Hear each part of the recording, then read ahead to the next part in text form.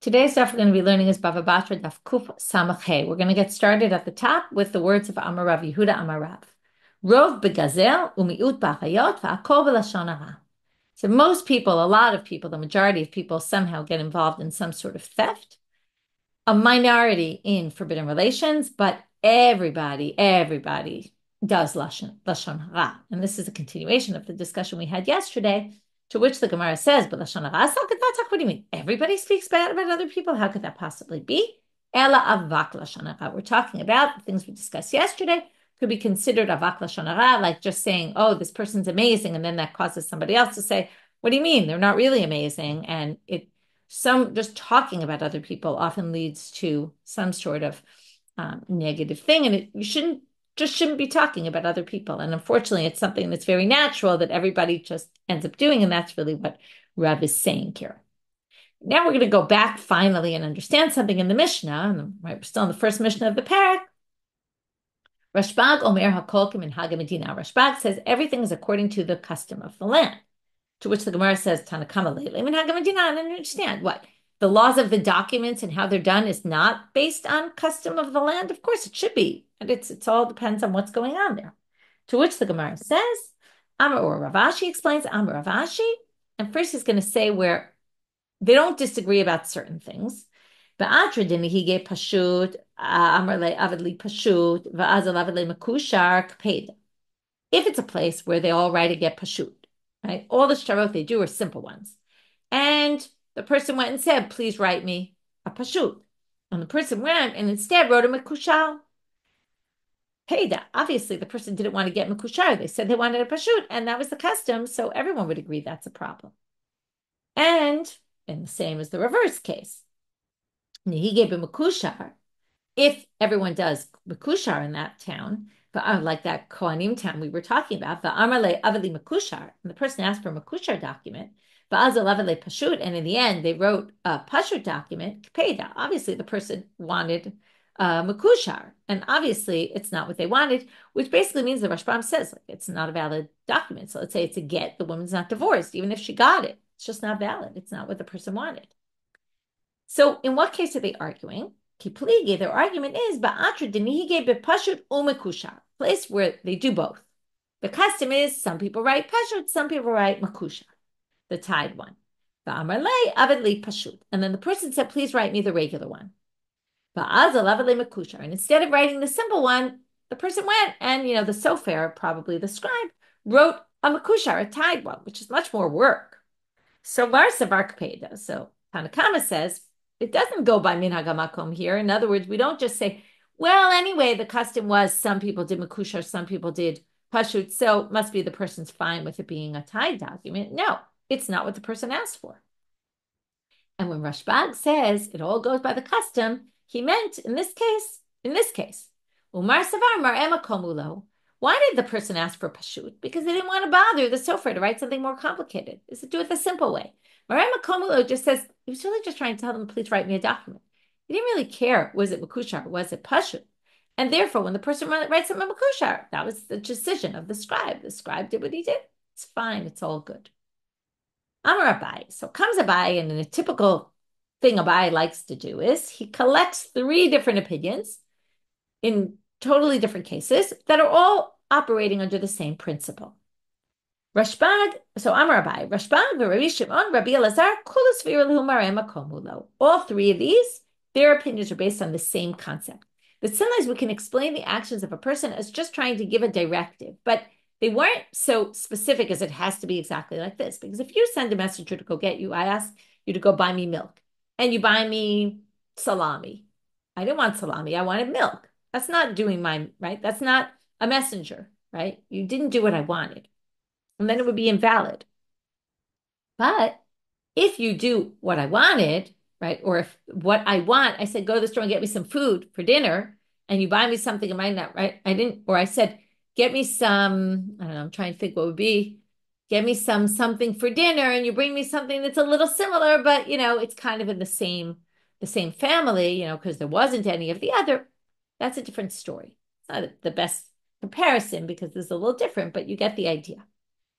So here we have Rashbag, we already just explained. So Rashbag had Amaran, Rabbi Shimon ditnan. Rabbi Shimon omer imit'at l'sheva harezo mekudeshet. Okay, if you don't like my examples, the Gemara is going to give some very good examples. So Rashbag says, if I send someone, okay, this isn't the most practical case because we don't do this anymore, but I send someone to get betrothed for me. So listen, get the money of the kiddushin from my future husband, go get it from him, and I'll be betrothed with that. I want you to be my messenger. So I send you to do this. And I said, go get a dinar, okay? And shevach. Now, if you come back and say, oh, listen, he offered me 5 dinarim, okay, more money, well, haresa mekudeshet. Of course I'm betrothed. Why is that, according to Rabbi Shimon? Because I was just saying I don't want less than a dinar, but if the husband wanted to give me your husband to be, fiance wants to give me more, great. Rabbi Elazar ditnan, Haisha she'amra kabel li giti. Now we're talking about a woman who sends a messenger to receive her get. Mimakom ploni, and she says, go get my get from this and this place. Vikiblola mimakom achel, and it happens, the shaliach didn't find the husband there, let's say went to a different place, found the husband, got the get. Is that a good get or not? So Tanakama says pasul. No, because the shaliach didn't do, here we see a good ramification of what does it mean it's not valid shlichut. Right? If you bought me the salami, I don't know what it would mean that it wasn't a valid shlichut. In the end, you bought salami, and I don't know, I could complain and say, go return it. But here, the get is just a disqualified document. That shaliach did not accept the get. I'm not divorced. But Rabbi Elazar machshir. Rabbi Elazar says, what do you mean? She's machshir. It's fine. She just wanted the get. She didn't care if he got it in that specific place or not. So what's the machloka between them? Mar Savar Peda, the first opinion, thinks she cared. She said, I want you to get the get from this place. She meant it seriously, just in this place. I don't want you to get the get if the husband gives it to you somewhere else. Why? That would be a good question. Umar Savar, Mar Emakom Hulo. And the other one said, right, maybe she wanted the husband to put in a little effort to give the get and therefore didn't tell him to go farther. And the other one said, no, she was just saying, likely you'll find my husband there. But if you don't find him there, and you also, some people think it's that she didn't want the shaliach to have to go so far. So she said, go to there. If you can find my husband there, great. If not, okay, you're exempt. You don't have to do what I'm asking you to do. But the shaliach felt bad or wanted to get it done and went and worked, made more effort to find the husband and walked farther and brought the get. So those are all based on the same logic of this concept of mar'eh makomulo. Just because somebody says something doesn't mean they mean it has to be exactly that way. Now we're going to move on to the next part of the Mishnah. The next part of the Mishnah we talked about when we read the Mishnah, it was a little bit strange because the Mishnah said, okay, very simply, this isn't so strange, the first part, which is back on Kuf Samach, the get pashut has 2 witnesses and the mekushar has 3. Then it tells you that a pashut that has only 1 witness and a mekushar that has only 2 is disqualified. So the Gemara is going to raise the problem. What's the issue? The issue is, why do you have to tell us a document with 1 witness is no good? Isn't that obvious? So you might remember I gave an explanation in the Mishnah, which will actually be the second explanation when we learned the Mishnah, which will be the second explanation that we're getting here. So let's read. So the Gemara is going to first raise the problem with the Mishnah, which is Bishlama mekushar shekatuv bo shnei edim pasul itzrich. The fact that a mekushar that has 2 edim is disqualified, the Mishnah needs to tell us that because Salkadat hachamina ho ilu ba'alma kasher hachanami kasher. You might have thought, since in general 2 witnesses are accepted, maybe it would be accepted here as well. Hamash malan de pasul. That's why they had to tell you, no. 2 witnesses in general are accepted for anything, but not for a get mekushar. It has to be done in a particular way with these 3 witnesses. El pashut shekatuv bo erechad pshita. But a regular document with only 1 signature, of course, that's no good. Everyone would agree it's no good. So, Amar Abaye, first explanation, lo nitzcha da'afilu erecha b'chtav ve'erecha b'peh. What it's trying to tell you is 1 witness on a shtar is no good, even if that comes together with a witness that saw, let's say it's a loan. 1 is signed on the document, the IOU, saying someone loaned someone money, and the other one says, I saw the person loan the money to the other person. And then you have 2 people testifying about the same thing, just in different ways. Comes Abaye, he says, that's what the Mishnah is telling you. 1 person on a get pashut never works. On a simple document, it won't work, 1 witness, even if it comes with someone who saw it actually happening, the action that the shtar is testifying to. You sold me land, and they swatched you, sell me the land, and they testify about it. But if there's only 1 witness on the document, it's no good. Any document needs to have 2 witnesses. That's Abaye's opinion. Ameimar actually disagrees. And then we're going to have to ask Ameimar, well, then what do you do with that line that Eid Echad is disqualified? So Ameimar Echsher be'Eid Echad Chtav ve'Eid Echad al Peh. He thought that that was totally fine. It would be valid because there's two witnesses. So Amarle Rav Ashi la Ameimar v'had Abaye mai. Why are you ignoring Abaye? Abaye said it doesn't work. That's the first question on Ameimar. Abaye says it's no good. How could you go against Abaye? To which he answers, Amarle lo shmiali. I didn't hear this from him, which really means Klomau lo svirali. I don't hold like him. Okay, I have the right to disagree. I disagree with what he said. Ella, okay, second question against him, Kasha Matnitin, moving now to Ameimar. But the Mishnah doesn't make any sense. How do you explain the Mishnah? Why did they bring up the Eid Echad? And this is the way I explained it somewhat. He adds more than what I said at the time, but Hakamashmalan, the Mishnah is coming to teach you, Deshnayim b'mekushar ke'eid echad b'pashut. Two in a mekushar is just like one in a pashut, right? Because again, you might have thought it has two witnesses, but what's trying to tell you is the disqualification. The two in a mekushar is no good is equal. It's the same as the disqualification of one witness in a regular one, which is, in other words, you don't need me to tell you that Eid Echad is disqualified on a document. It's not enough. But you want to know that it's analogous. One to a get mekushar, one to a get pashut is like two to a get mekushar. And here they're going to go even farther. Mahatam psula deorait, just like that one witness, and the get pashut is a disqualification on a Torah level. Af hachanami psula deorait. Likewise, in the get mekushar, it's a disqualification by Torah law. Now, Ameimar wants to further prove this. And to do this, he's going to bring the story we've been waiting for since Daf Kaf Gimel Amud Bet with Rabbi Yirmia when he got kicked out of the Beit Midrash. I did promise he would come back by the end of our Masechet, and we're really nearing the end now, and here he comes back.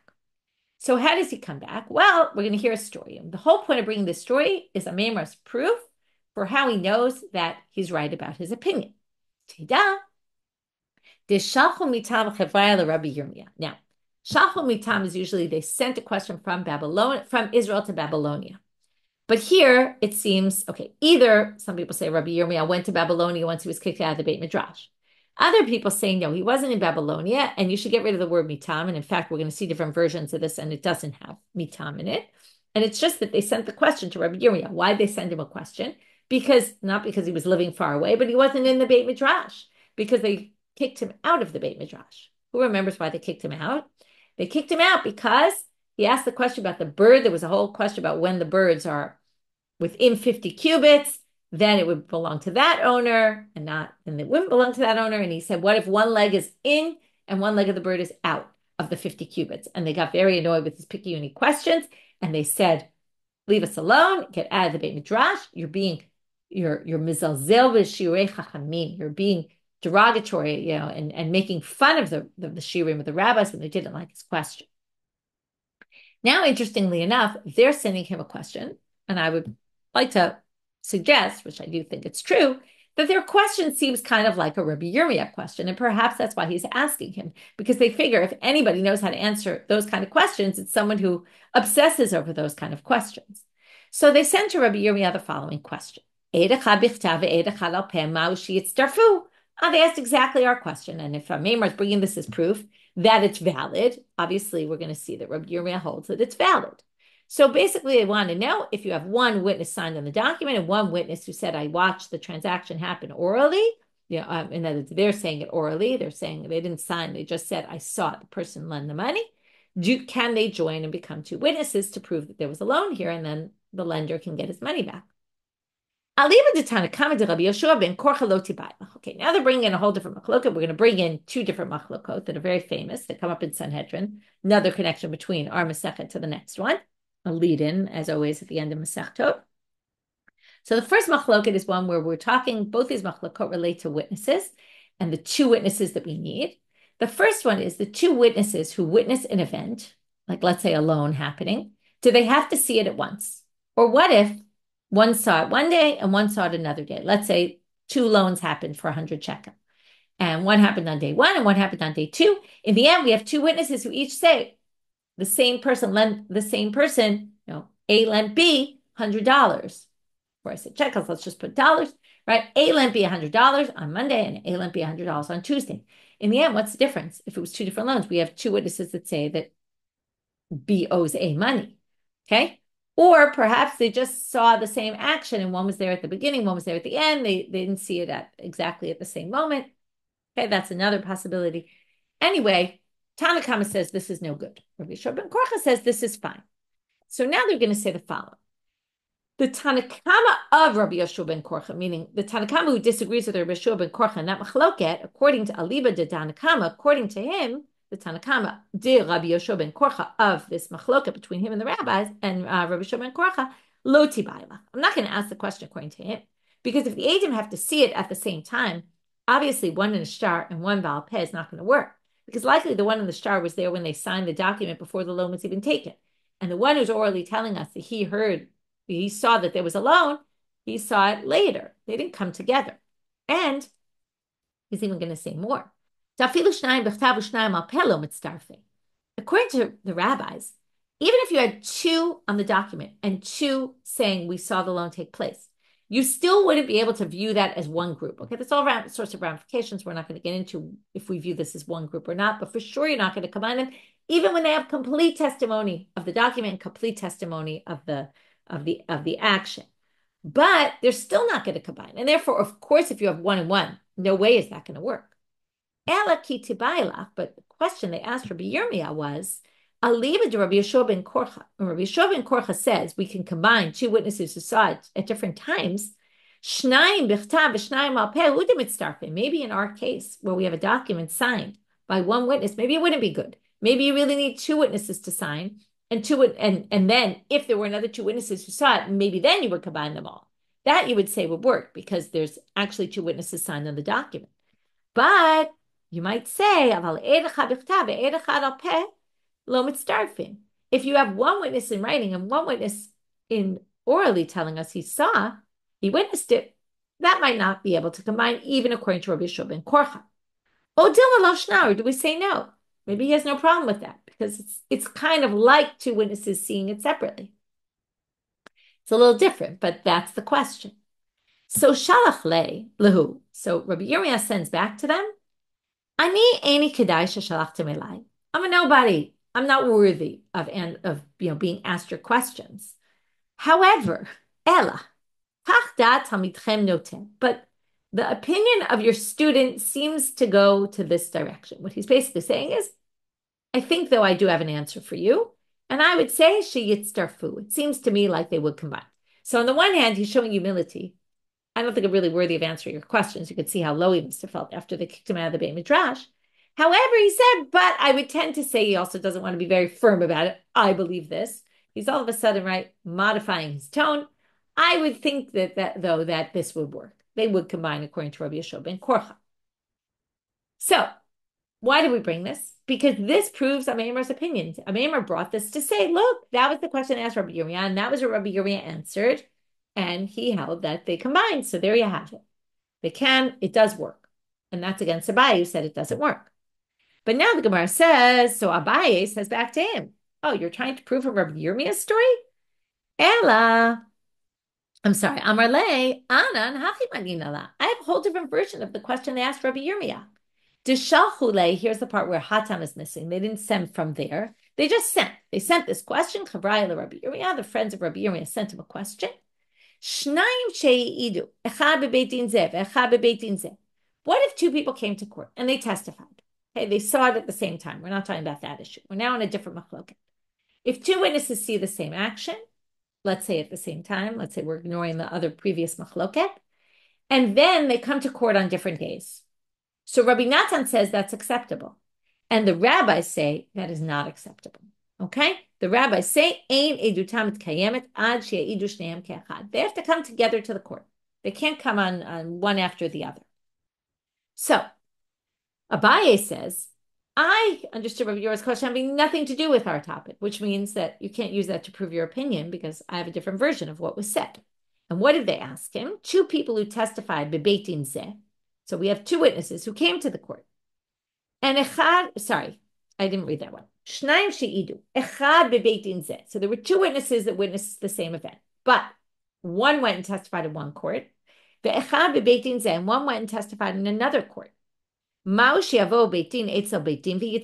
the judges of that court go with the judges of that court? And together they have 6 judges who 3 heard one testimony, 3 heard the other testimony. And can we put those together?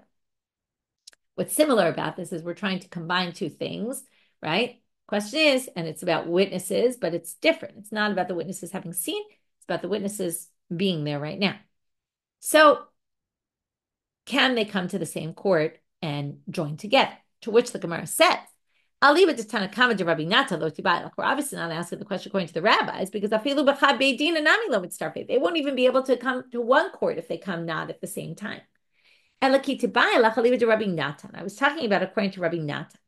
Does he allow one after the other as long as they're both going to the same court? It could go 5 days later. It doesn't matter. In the end, that court heard 2 witnesses saying the same thing.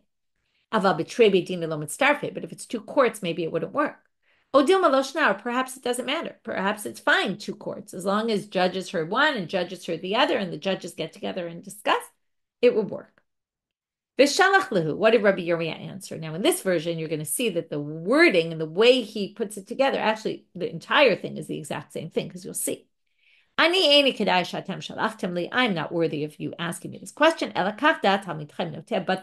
remember also, he humbles himself by saying, your student, right? They're asking him the questions. If they're the students, he says, I'm your student. Again, I would tend to say, that this actually, they would join together, these 2 courts. So far, that's the end of our conversation. Abaye, Ameimar used the story of Rabbi Yirmia as his proof, and Abaye says, I have a different version. Now we're going to have 2 other versions of the story. The 3rd version is very similar to the 2nd. The 4th is totally different than all the others. So Mar Barchia Amar, Hachi Shalchule. No, this was the question they sent him. 2 witnesses came to one Beit Din, and then 2 witnesses went to another Beit Din. Can we have one judge from there and one judge from there join with another 3rd judge and judge the case? Now, why would they do that? Some people claim that perhaps some of the judges left town before they finished judging the case. And then they want to redo the case without bringing the witnesses again in front of judges. Since this was heard 2 witnesses in front of one judge, and that was 2 witnesses in front of another judge, perhaps right in front of a group of 3 judges, and now one of those judges goes and testifies, kind of like, I heard this, and the other one said, I heard this, and we were 3 people. Would that work? So that's the question. To which they answer, I'll leave it again. They're going to explain according to is this question. I'll leave it to Rabbi Natan lo tibayilach. Now, this time they're going to go, according to Rabbi Natan, this of course would work because he said you could take witnesses one day after the other, and these witnesses already were in court, 2 of them together, and therefore, hashta edim nitzarfinan. If he thinks witnesses who saw Bezer Charzeh could join together, dayanim Abaye, of course judges could join together because the testimony was already done in the best way possible. So of course the judges could join together. But this is what really the question was. Aliva de Tanakama de Rabbi Natan. According to Tanakama there, who doesn't agree with Rabbi Natan and thinks the witnesses can't come one after the other, is it only witnesses? Eidim hu delo mitzarfina, aval dayanim mitzarfina, but you could join dayanim who heard it at different occasions. Odil maloshna, or maybe it doesn't make a difference. Shalach lehu. Again, it's going to be the same answer, whatever the version is, except for the 4th, you'll see. But the answer of Rabbi Yirmia is the same.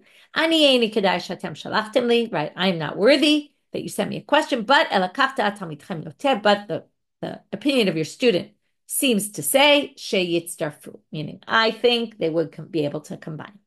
So in all the stories, I want you to see that Rabbi Yirmia says, yes, you can join those together. Now we're going to have a 4th, somewhat different version. Ravina Amar Hachi Shachule. This is what they sent him. And it's a little similar to the previous one because it's the idea of judges and then one is no longer. 3 came to ratify a document and they saw everything about it and they ratified it. But before they wrote down the ratification, there's always a document that says, we ratified this. We learned about it before, called a hempek. Umeit echad mehem, and one of them dies.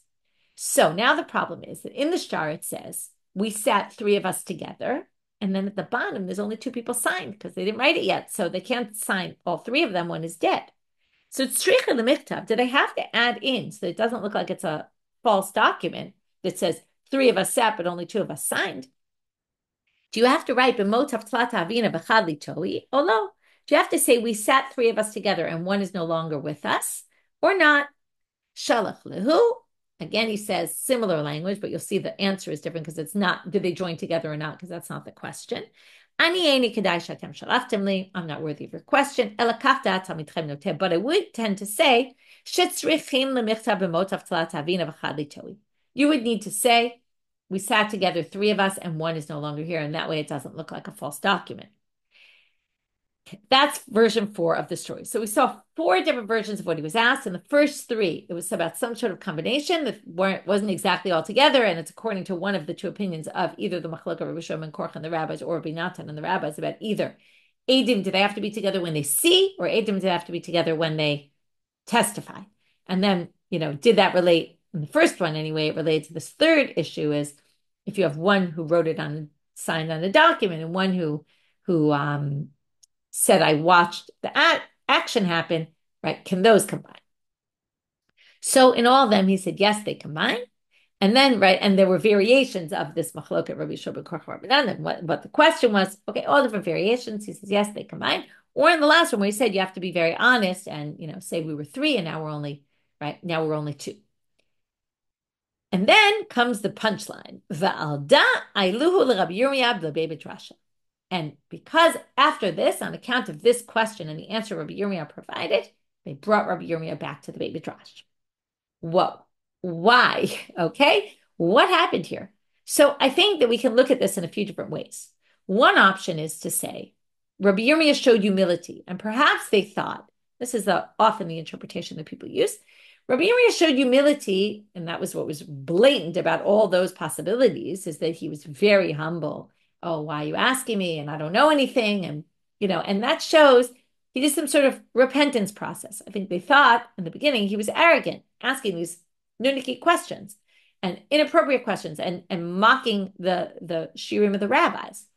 And he must have undergone some repentance. And on account of that, they were willing to let him into the Beit Midrash. And that's the simple, obvious possibility. But I'm not sure it's the only possibility. First of all, we could take a variation of that. And we could say, perhaps they misunderstood Rabbi Yirmia. Right? We all, if you're a teacher, there's always students who ask those kind of questions. And it's important to understand where they're coming from. It's not coming from a place of arrogance. It's coming from just some people are wired that way. Some people think that way. That's how they look at things. They want to understand to every last detail and get to, right? And Rabbi Yirmia often is trying to get to the concept behind it. What's really going on here? And if I do change a little bit, will that affect things? That's a way of kind of testing. And the rabbis didn't really appreciate that. And until this story happened, when they see how humble he is, it shows he wasn't doing it out of arrogance, but from humility. And perhaps then they were able to allow him back in, even though he didn't actually repent. Possibly he didn't change at all. He was the same Rabbi Yirmia. Okay, that's another thing.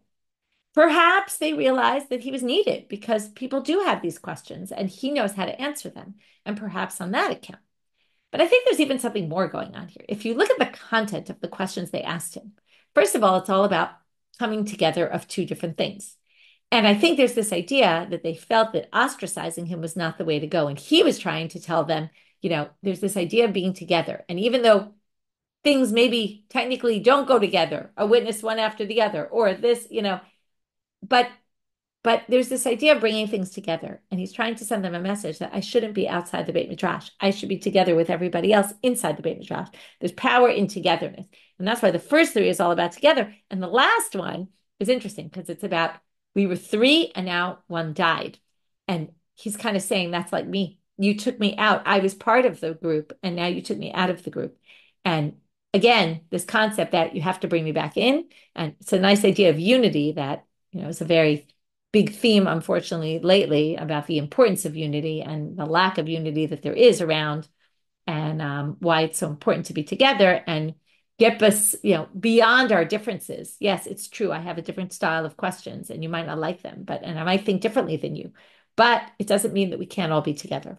And I think that's a really nice message of this story. And with that, we're going to move on to the Mishnah. Katuv bo zuzim mea di'inun silin esrim. That was a mouthful. It says in the shtar that I lent you 100 zuzim, which are 20 slaim. Now, 20 slaim is actually 80 zuzim, so it's a little bit confusing. Was it 80? Was it 100? To which the Mishnah says, Ein lo ela esrim. I can only collect 20 slaim, which is 80 zuzim. Because, right, generally we assume here it's going by motzi mechaber alav haraya, the burden of proof is on me, and since I said it's 100 zuzim, which are 20 slaim, it's as if I was defining what the 100 zuzim are, and therefore we go by the lower amount.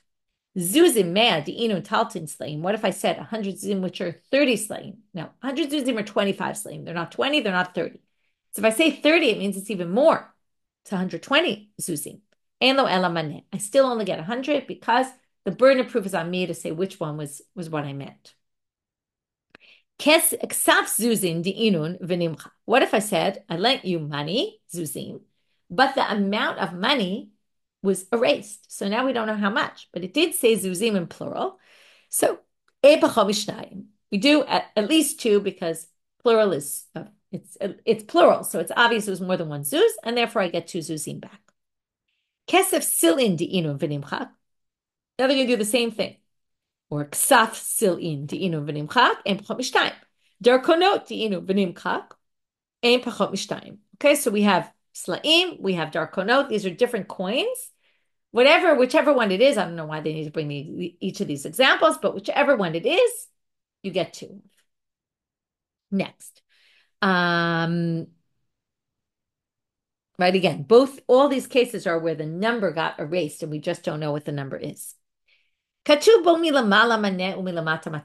beginning of the document, it said I loaned you 100 zuz, and then later on at the bottom, we usually add in the achrayut, and then it says, I lent you the money and you accept responsibility that all your land, right, is leaned to this at the value of 100 zuzim, the same amount as above. But what if you wrote, it's all leaned to me at the amount of 200 zuz, when at the top it said 100 zuz? So, or milamala matayim ulamata maneh, or the reverse, hakol holech har tachton. It doesn't matter, higher or lower number. It's not like the beginning of the Mishnah. The beginning of the Mishnah, one was defining the other. So because of that, it was either one or the other. In this case, therefore we just go by the lower. In this case, where one is at the top and one is at the bottom is usually the part you write at the end. So we're assuming if you wrote that at the end, you changed your mind about how much you were loaning.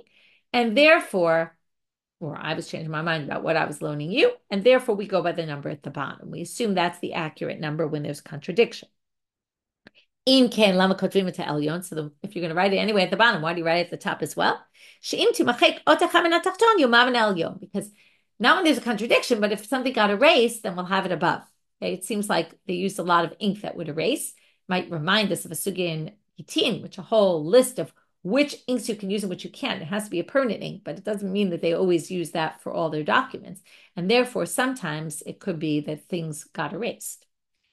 Tanu Rabbanit. Now we're going to bring two Braito. We'll end in the middle of the discussion of the second one, which is very similar to the first one. Amar kesef ein pachot midinar kesef. If I lend you money and I say just money or silver, so what do we mean? Silver coins. Okay, we assume it means silver coins, but since it was singular, if I loaned you the money and it just said kesef, you have to pay me one silver coin. Kesef dinarim v'dinarim kesef. And what is it? A silver dinar. Okay, that's important. Remember, there's silver dinarim, there's gold dinarim. Gold dinarim are valued at 25 silver dinarim.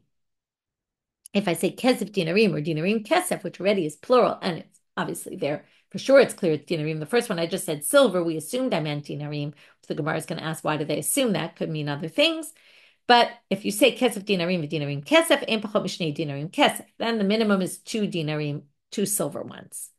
But if you say kesef bidinarim, kesef in dinars, now dinarim came in gold and silver, and the gold were worth 25 times more. So what did you mean by this? To which they answer, ein pachot mishnei dinarim dahav kesef. That's very confusing because dahav is dahav and kesef is kesef. What does it mean? 2 dinarim is dahav kesef. What it means is kesef in dinarim. What it really means is you want to get it in silver coins, but at the value of 2 dinarim of zahav. That's what you're loaning. Okay, and that's what you want to get back in your loan. Okay, or whatever the money is, whatever the document's for. So now the Gemara says, Ameimar kesef ein pachot midinar kesef emaneska. Maybe it's a bar of silver. To which they answer, Amar Rabbi Elazar, dekati be matbea. Must be you said coins. Ve'ema prite. Maybe it's small, like pennies, small coins, and not dinarim, but prutot. Amar Rav Papa, ba'atra de lo sagi prite de kaspa. There's some places where they don't bother making prutot from kesef. Prutot aren't worth enough, so they just make them from copper. And therefore, it can't possibly mean prutot because there is no such thing. Tanu Rabbanan, dahav, ein pachot medinar, dahav. This can be the same thing, but with gold. If you say zahav, it means a dinar zahav.